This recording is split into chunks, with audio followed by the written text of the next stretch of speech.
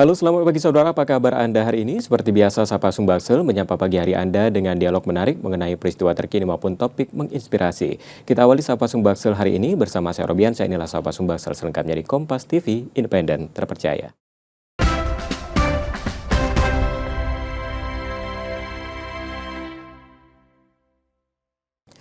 Saudara, per Februari 2025, pemerintah memulai program cek kesehatan gratis di hari ulang tahun untuk masyarakat.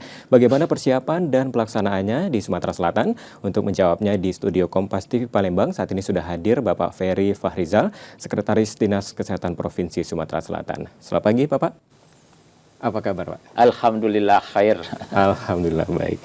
Baik Pak, nah ini kita membahas mengenai cek kesehatan gratis bagi masyarakat begitu Pak. Nah, sebenarnya apa tujuan dari cek kesehatan gratis ini saat ulang tahun bagi masyarakat begitu Pak? Ya, baik. Jadi tujuan dari PKG ini pertama adalah bagaimana kita memetakan kondisi kesehatan masyarakat secara umum. Terutama apakah faktor-faktor risiko kesehatan yang dialami masyarakat itu benar-benar terinformasikan kepada kita. Agar nanti setelah mendapatkan informasi tentang, wah misalnya suatu masyarakat itu punya risiko kesehatan, dan nanti dengan upaya pencegahan-pencegahan, kita akan bisa mencegah mereka jangan sampai terjadi jatuh dalam kesakitan, seperti itu. Baik. Nah, kalau menurut Bapak pribadi begitu Pak ya, sebenarnya apa pentingnya cek kesehatan secara rutin begitu Pak? Ya, jadi status kesehatan di Indonesia itu sebenarnya terutama angka kesakitan dan kematian itu adalah dari kasus-kasus yang sebenarnya bisa dicegah. Nah, untuk mencegah penyakit agar tidak jatuh dalam misalnya kematian, kan kita perlu deteksi dini namanya. Nah, itulah penting kenapa deteksi dini ini. Nah, masalahnya adalah masyarakat belum begitu antusias untuk memeriksakan kesehatannya secara dini, ya mungkin karena faktor-faktor apa saja gitu yang membuat mereka malas deh untuk melakukan pemeriksaan. Dan itu indikasinya adalah contoh misalnya kan kita mengharapkan puskesmas itu nanti dikunjungi oleh orang-orang yang sehat. Betul. Ya, tetapi kan selama ini puskesmas itu hanya dikunjungi oleh orang yang memiliki keluhan. Keluhan. Kalau ada keluhan penyakit, pasti dia datang ke fasilitas kesehatan. Padahal yang kita ingin itu adalah puskesmas itu nanti diramaikan oleh masyarakat yang semakin sadar untuk mengetahui bagaimana sih sebenarnya kondisi kesehatan kita. Kan banyak terjadi misalnya tahu-tahu dia kena serangan jantung. Ya. Padahal dia merasa sehat. Padahal ternyata di dalam dirinya itu punya potensi untuk mengalami risiko-risiko tadi. Oleh karena itu kenapa deteksi dini atau istilah screening ini menjadi sangat penting untuk dilakukan oleh masyarakat Indonesia. Betul. Artinya ini kesadaran masyarakat ini masih cukup kurang begitu Pak untuk melakukan cek kesehatan secara rutin begitu. Nah, sebenarnya siapa saja ini yang menjadi sasaran dari program ini Pak? Ya, untuk pemeriksaan kesehatan gratis ini sebenarnya ada 3 momentum yang dimanfaatkan. Pertama, momentum saat masyarakat itu berulang tahun. Itu diawali dengan dari Februari nanti sampai seterusnya. Dan kemudian momentum kedua adalah PKG untuk anak sekolah. Itu nanti di bulan Juli. Kemudian ada PKG khusus namanya. PKG khusus ini untuk ibu hamil dan balita. Kalau PKG khusus untuk ibu hamil dan balita ini ya sesuai dengan kebutuhan pemeriksaan kehamilan dan balita sendiri. Artinya jadwalnya memang sudah ada gitu. Itu untuk momentum ya PKG ini.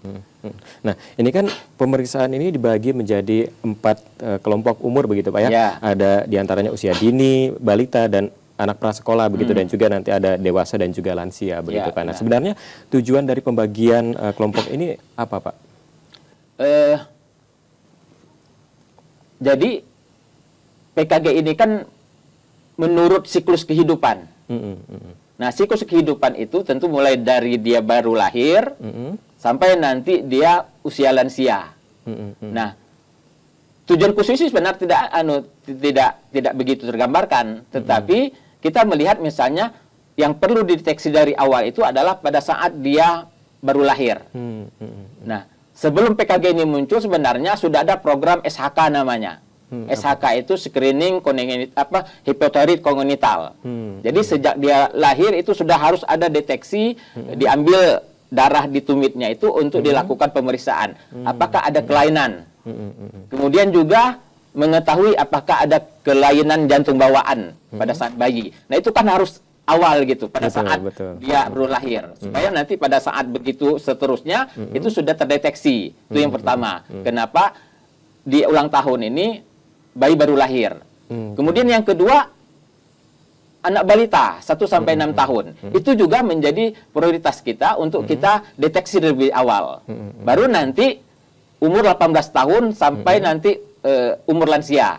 Ini kan terus berproses gitu. Terutama untuk usia 18 tahun sampai dengan 59 tahun, usia produktif itu, kemudian lansia. Ini kan terkait dengan pemeriksaan-pemeriksaan yang selama ini kita kenal dengan pemeriksaan PTM, penyakit tidak menular namanya. Itu kan harus rutin sebenarnya. Oleh karena itu prioritas di dalam ulang tahun ini untuk mencakup siklus tadi.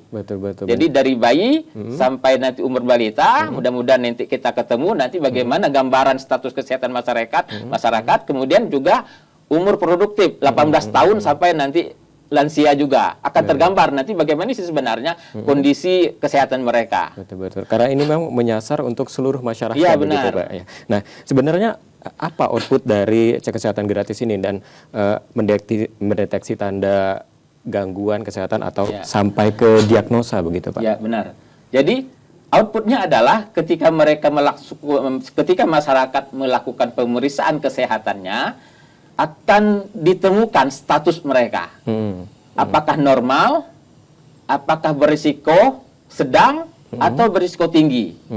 Nah, ketika mereka punya status risiko sedang, mungkin akan ada advice dari tenaga kesehatan. Harus bagaimana? Contoh misalnya, kalau kolesterolnya sudah arti warning ya, apa yang harus dilakukan agar dia bisa menjaga kolesterolnya tidak tinggi. Nah itu kan nanti akan ada nasihat-nasihat dari tenaga kesehatan. Apalagi kalau misalnya pada saat ditemukan mereka punya kasus risiko tinggi, tentu akan ada tindak lanjut dirujuk ke fasilitas pelayanan kesehatan yang lebih tinggi nanti. Jadi ada rujukan-rujukan, artinya nanti akan ada gambaran 3 output ya, normal, mungkin berisiko sedang atau risiko tinggi, dan kemudian itu yang harus dirujuk. Sampai nanti benar-benar mereka mendapatkan pelayanan pengobatan seperti itu. Artinya tindak lanjutnya sampai tuntas begitu, Pak? Benar, sampai mereka kalau memang punya risiko itu jangan sampai terjadi jatuh dalam kesakitan. Harus segera ditangani begitu. Baik, nah ini kan juga ada aplikasinya, Pak, untuk memberi pemberitahuan. Nah, kita akan bahas usai jeda, Pak. Dan saudara, saudara kami masih akan lanjutkan perbincangan mengenai cek kesehatan gratis bagi masyarakat. Tetap di Sapa Sumbaksel.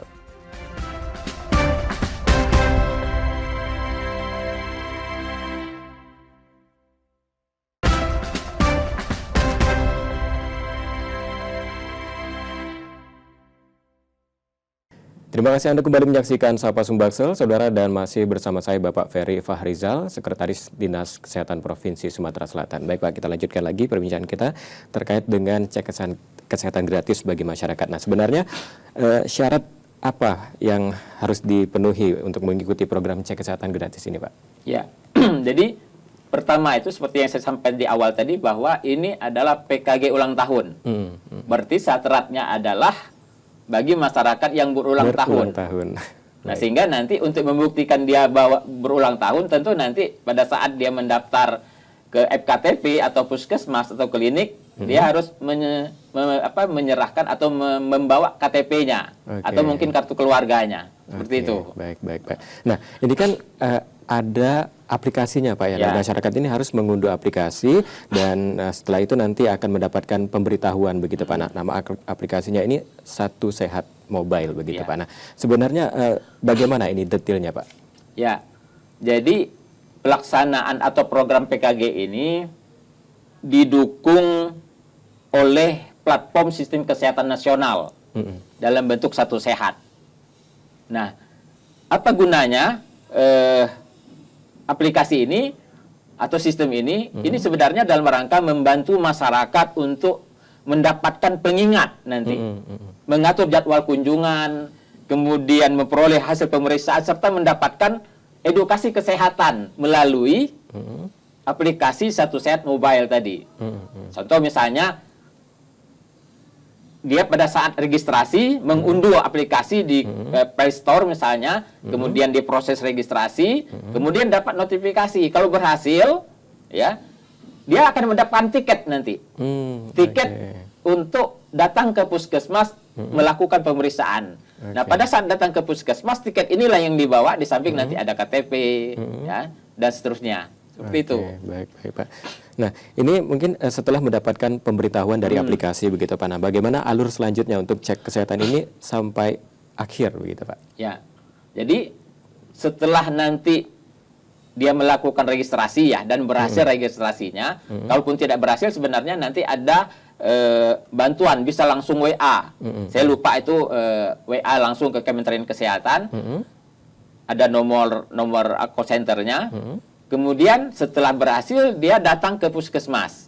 Nanti dari puskesmas sebenarnya nanti H-7 itu akan ada notifikasi pemberitahuan. Di samping H-7 itu pemberitahuan untuk pemeriksaan, misalnya nanti pemeriksaan di tanggal, misalnya sekarang tanggal 6 ya. Nah nanti dia sebenarnya ulang tahunnya tanggal berapa gitu. Tanggal hari ini misalnya. Nanti 7 hari sebelum datangnya itu dia sudah dikasih tahu. Nah, di samping dikasih tahu bahwa dia akan melakukan pemeriksaan, kemudian juga ada semacam kuesioner yang harus diisi oleh peserta tadi, masyarakat tadi. Itu sebagai bentuk nanti untuk identifikasi awal status kesehatannya. Baru nanti setelah itu dia diterima oleh petugas kesehatan, kemudian nanti dilakukan semacam screening, ditimbang berat badan, diukur tensinya, baru nanti pemeriksaan selanjutnya, misalnya pemeriksaan status kesehatan giginya bagi anak balita, kemudian bagi usia produktif juga ada pemeriksaan gigi, kemudian mata, telinga, jantung, sampai nanti tuntas pemeriksaannya. Seperti itu. Jadi sampai nanti lengkap dia screeningnya. Baik. Nah, ini sebenarnya dengan kemajuan teknologi tentunya aplikasi ini sangat mempermudah masyarakat begitu Pak. Nah, sebenarnya jika ada masyarakat mungkin yang tidak menggunakan aplikasi atau bisa kita katakanlah gaptek begitu Pak ya. Nah, ini apakah masih bisa ikut cek kesehatan gratis Pak? Masih bisa. Bagaimana caranya Pak? Jadi dia datang nanti langsung ke puskesmas. Nanti petugas puskesmas akan membantu registrasinya. Misal dia nanti punya KTP, kemudian dibantu registrasinya. Nanti registrasinya langsung melalui websitenya ASIK. Ya, jadi ada aplikasi ASIK. ASIK itu aplikasi Sehat Indonesiaku namanya.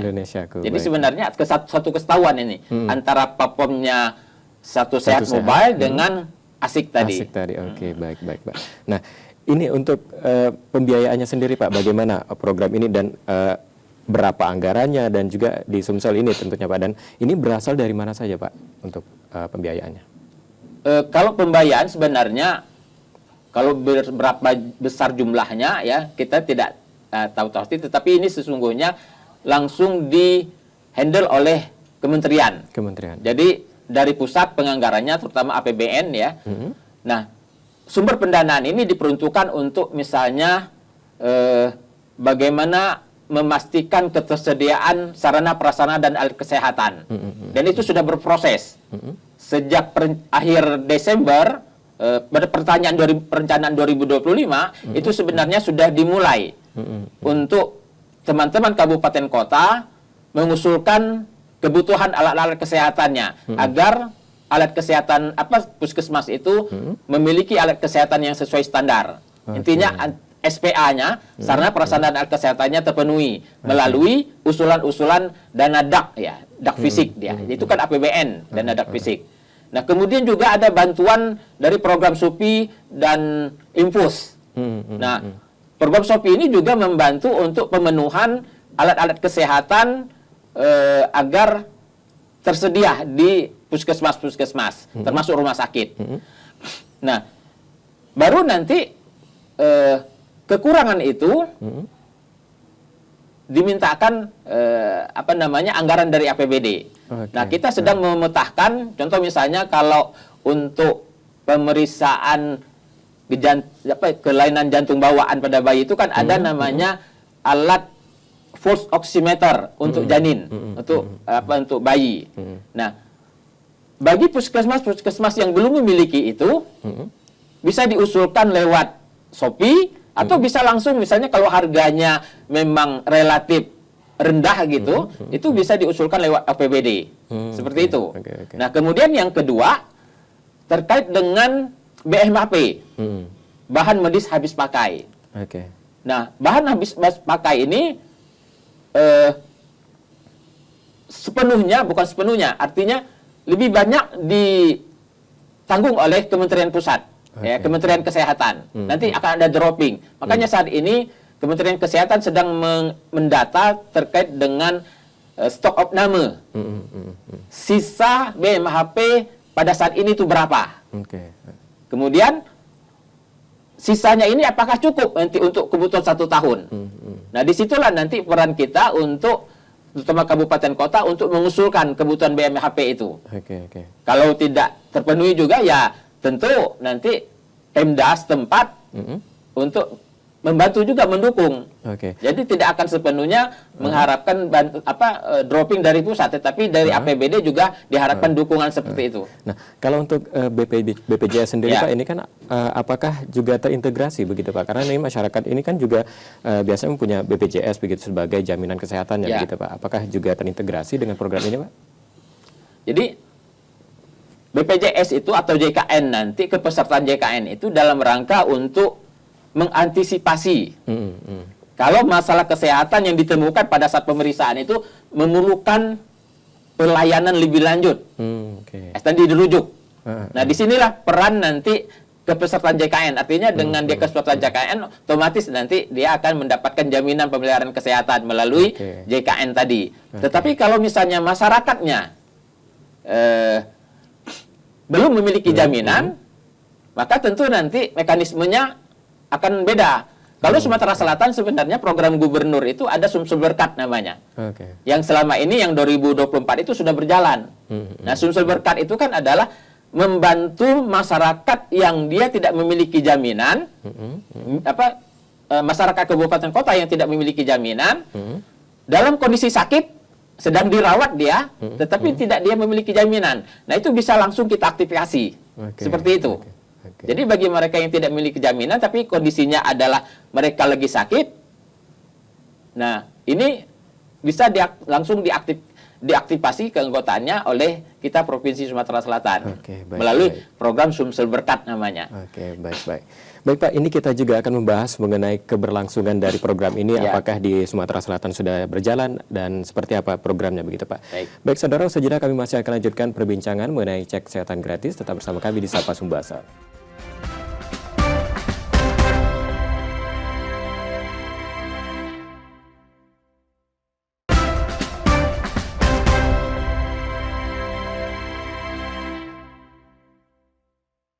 Terima kasih Anda kembali menyaksikan Sapa Sumbaksel, saudara, dan masih bersama saya Bapak Ferry Fahrizal, Sekretaris Dinas Kesehatan Provinsi Sumatera Selatan. Baik Pak, kita lanjutkan lagi perbincangan kita di pagi hari ini, tentunya masih membahas mengenai cek kesehatan gratis bagi masyarakat begitu Pak. Nah, untuk di Sumsel sendiri begitu Pak, apakah sudah dimulai dan bagaimana untuk kesiapannya sendiri Pak? Ya, sejak program ini digulirkan, semua daerah, provinsi, kabupaten, kota itu sudah mulai bersiap-siap dan bergerak lah.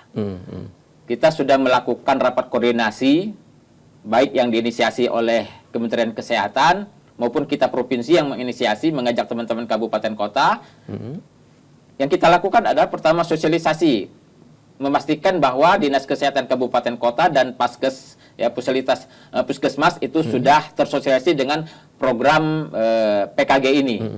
Kemudian yang kedua, kita sudah juga memetakan bagaimana sebenarnya kemampuan fasilitas pelayanan kesehatan kita, terutama puskesmas.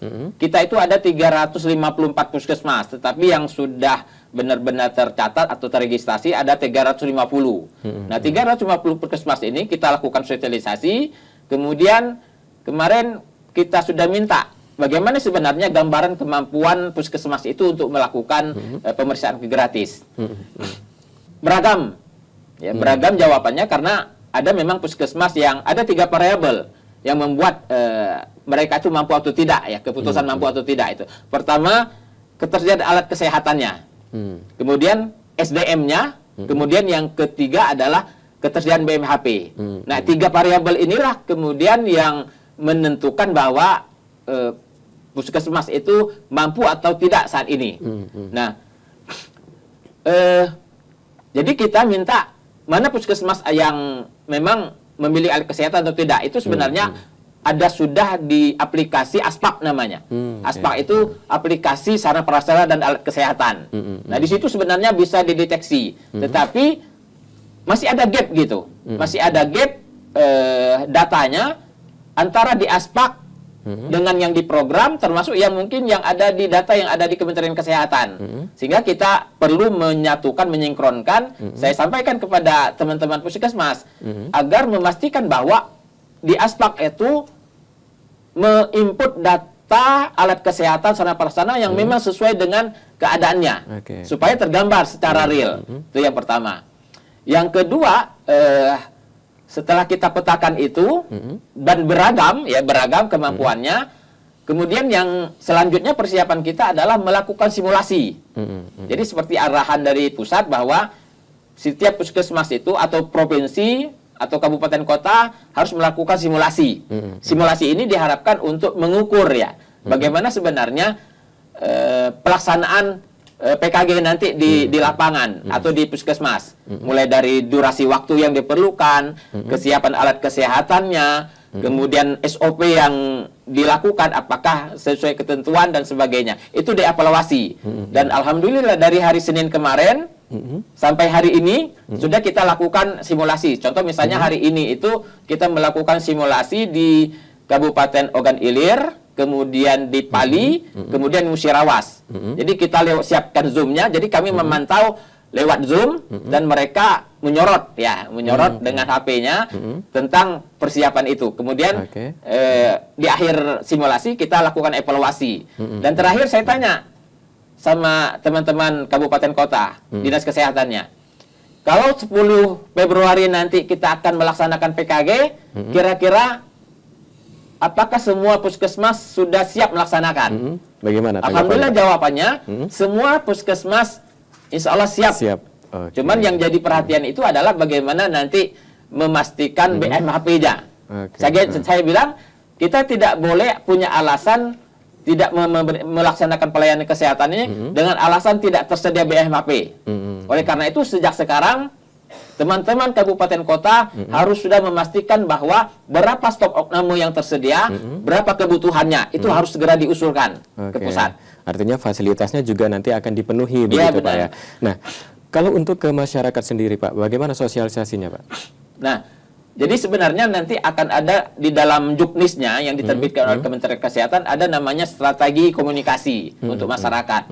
Nah, tentu nanti strategi komunikasi ini tentu melibatkan berbagai komponen, termasuk hari ini sebenarnya alhamdulillah kita juga melakukan sosialisasi ya kepada masyarakat. Sehingga nanti ketika masyarakat menonton acara ini, paling tidak itu sudah terkomunikasikan dengan baik. Nah, kita berharap media-media elektronik, media sosial itu terus digencarkan. Itu secara umum ya.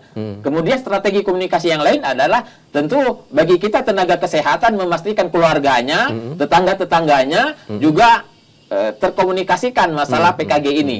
Termasuk nanti misalnya di majelis-majelis taklim dan sebagainya. Pokoknya bagaimana secara masif harus kita lakukan sosialisasi. Untuk lokasinya sendiri tentunya ini di puskesmas terdekat begitu Pak ya, dari yang sudah ada melakukan program ini begitu Pak ya. Kalau bicara lokasi sebenarnya seluruh wilayah Indonesia itu diharapkan sudah melaksanakan PKG ini. Tempatnya di mana? Nah, tempat pemeriksaannya untuk sementara ini kita fokuskan pada puskesmas dulu. Walaupun nanti tidak menutup kemungkinan ada klinik-klinik swasta untuk melayani pemeriksaan kesehatan gratis ini. Tinggal nanti barangkali Dinas Kesehatan dan Puskesmas harus mendistribusikan kebutuhan BMHP bagi klinik-klinik yang melakukan pemeriksaan tadi. Tetapi tentu ini harus dibicarakan, dikoordinasikan dengan baik ya, agar tidak terjadi miskomunikasi nanti. Betul. Nah, nantinya jika program ini sudah berjalan begitu Pak, nah, bagaimana bentuk pengawasannya sendiri Pak? Semua kita adalah pengawas. Pengawas ya, semuanya. baik masyarakat, apalagi kami ya sebagai institusi kesehatan tentu mempunyai tanggung jawab untuk melakukan pengawasan ini.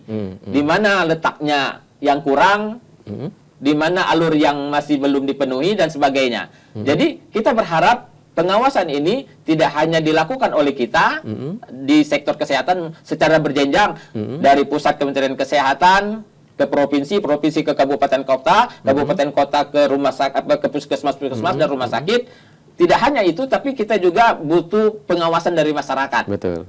Butuh pengawasan dari media agar ini bisa berkesinambungan dan ketika ada titik lemah itu menjadi masukan bersama untuk kita perbaiki. Betul. Artinya masukan dari masyarakat juga sangat perlu begitu Benar. Pak. Baik. Nah, ini bagaimana Bapak melihat antusiasme dari masyarakat untuk program ini, Pak? Kalau berbicara antusiasme masyarakat, mungkin harus dilakukan survei dulu ya. Karena saya tidak bisa memastikan ya apakah masyarakat antusias terhadap program PKG ini. Tetapi saya berkeyakinan bahwa ketika mereka menyadari pentingnya pemeriksaan kesehatan secara dini, ya, maka akan berduyun-duyun nanti masyarakat itu mendatangi fasilitas pelayanan kesehatan untuk mengecek memastikan bahwa dia ini sehat atau berisiko. Baik. Artinya kalau punya masyarakat itu sudah kesadarannya sudah semakin baik, ada kesadaran ingin hidup, ingin mampu dan hidup sehat, pasti mereka akan rutin nanti melakukan pemeriksaan kesehatannya. Kan selama ini kita itu masih boleh dikatakan ya, saya pribadi mengatakan bahwa kita masih berparadigma sakit. Berparadigma sakit itu artinya kalau sakit baru berobat, baru datang ke puskesmas. Kita lihat indikasinya adalah puskesmas itu masih didatangi oleh orang-orang yang memiliki keluhan. Nah, ke depan ketika masyarakat semakin cerdas, literasi kesehatan semakin meningkat, mereka datang ke puskesmas hanya untuk saya ingin kontrol. Saya ingin cek kolesterol. Saya ingin ngecek tes tekanan darah saya. Seperti itu, Pak, keinginan kita. Betul. Artinya ini kesadaran masyarakat itu sendiri untuk cek kesehatan secara rutin juga perlu begitu Pak ya. Baik. Nah, terakhir Pak, ini harapan Bapak sendiri untuk kelancaran program pemeriksaan kesehatan gratis ini seperti apa Pak? Silakan. Ya. Jadi harapan kita khususnya saya mewakili Dinas Kesehatan Provinsi tentu mengharapkan program kesehatan pemeriksaan kesehatan gratis ini bisa berjalan dengan baik yang kemudian menumbuhkan kesadaran masyarakat tidak hanya karena ada program PKG tetapi karena ada kesadaran masyarakat untuk senantiasa memeriksakan dirinya secara rutin, mengecek kesehatannya, kemudian tentu menjaga kesehatannya itu lebih baik daripada mengobati. Baik. 3T yang harus kita lakukan di dalam upaya mengutamakan mencegah lebih baik daripada mengobati. Pertama adalah to detection, yaitu bagaimana kita mendeteksi dini. Kemudian yang kedua baru pencegahan, to prevent, mencegah jangan sampai terjadi di siklus kehidupan. Misalnya kalau kita mencegah dalam konteks bayi baru lahir, apakah penimbangan kemudian untuk balita, pemantauan tumbuh kembang anak itu dilakukan setiap bulan. Bagi ibu hamil, pencegahannya apa? Bagaimana misalnya ibu hamil itu harus rutin memeriksakan kesehatannya, jangan sampai terjadi anemia, jangan sampai terjadi kurang energi kronik, dan begitu seterusnya. Baik. Artinya ini mencegah lebih baik daripada mengobati. Baik, Pak. Terima kasih atas perbincangan hari ini, Pak. Semoga ini masyarakat juga sadar untuk memeriksakan kesehatan secara rutin dan semoga program ini berjalan dengan lancar.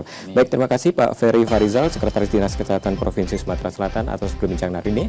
Saya tutup Sapa Sumbaksel hari ini, saudara, dan tetap saksikan Sapa Sumbaksel setiap Selasa dan Kamis pukul 6.30 hingga 7 pagi. Dan bagi Anda yang ingin berbagi informasi, kritik ataupun saran, dapat mengakses media sosial kami di @kompas.tv Palembang. Akhirnya, saya Robian pamit. Terima kasih dan tetap menyaksikan Kompas TV Independen Terpercaya. Sampai jumpa.